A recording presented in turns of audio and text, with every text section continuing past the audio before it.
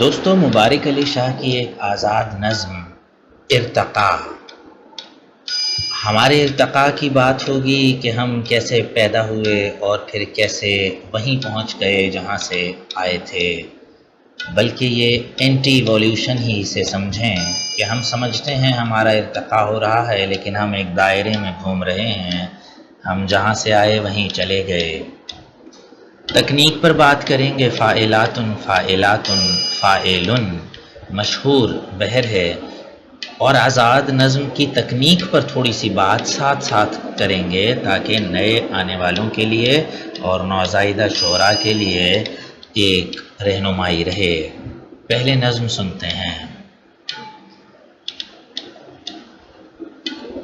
خاک پر ایک بوند لپکی، بوند جم کر لوتھڑا، اس لوتھڑے میں ہڈیاں، پھر ہڈیوں پر ماس آیا، ماس جس پر نقش ابھرے، نقش کو جنبش ملی، اور خاموشی کی کوکھ خالی ہو گئی.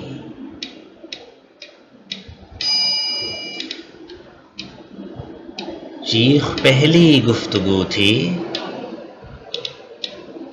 چیخ پہلی گفتگو تھی، تھم گئی تو اس سے پھوٹا قہقہا، جب تھک کے ٹوٹا قہقہا، تب آخری آواز سسکی،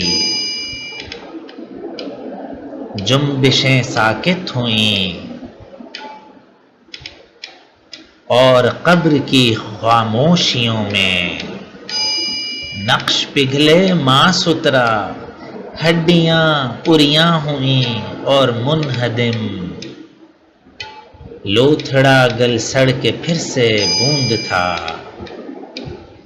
اور بوند دھرتی کھا گئی. ہائے میرے ابتلا کی انتہا ابتدا تک آ گئی. دوستو، بنیادی رکن جیسے پہلے بات ہوئی فاعلاتن، اور پھر فاعلاتن، اور پھر آخری تن کاٹ کے فاعلن رہ گیا. دیکھیے شروع ہو رہی ہے اس لوتھڑے میں ہڈیاں. پہلی تکنیکی بات سمجھ لیجئے، ہڈیاں یعنی ہم اس کا واحد لیں گے ہڈی، فعلن.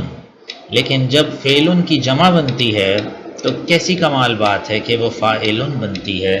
جیسے ہڈی، اس کی جب ہم جمع کریں گے تو ہڈیاں، ہڈ فا ڈیاں علن، فاعلن بنے گی.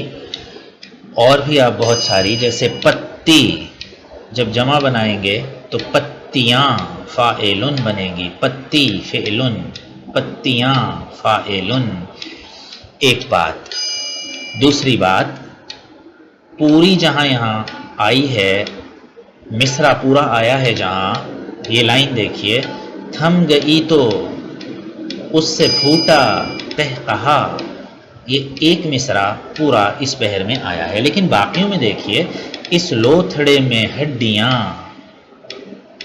پھر ہڈیوں پر ماس آیا. اب دیکھیے دو رکن پہلے لے لیے انہوں نے، فاعلاتن فاعلن، اور پھر ایک ادھورا چھوڑا، پھر اس کو الگ کر دیا انہوں نے، یعنی فا کو، اور اس کے بعد ہڈیوں پر فاعلن ماس آیا، ہڈیوں پر فاعلاتن ماس آیا، فاعلاتن ماس جس پر فاعلاتن نقش ابھرے، فاعلاتن نقش کو جم، فاعلاتن بش ملی، فاعلن.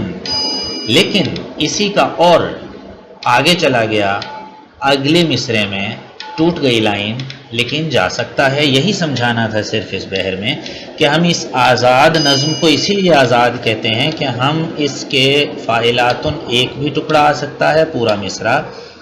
آپ فاعلا کو ایک جگہ رکھ لیجئے اور تن کو اگلے مصرے میں لے جائیے توڑ کر، تو پھر بھی ٹھیک ہے. اسی لیے ہم اسے آزاد نظم کہتے ہیں. آپ کو کوئی سوال ہو تو کامنٹ میں ضرور کیجئے، چینل کو سبسکرائب کر لیجئے اور شیئر ضرور کیجئے تاکہ آپ کا حصہ پوئٹری تھیراپی میں ڈلتا رہے. آپ لوگوں کا بہت شکریہ.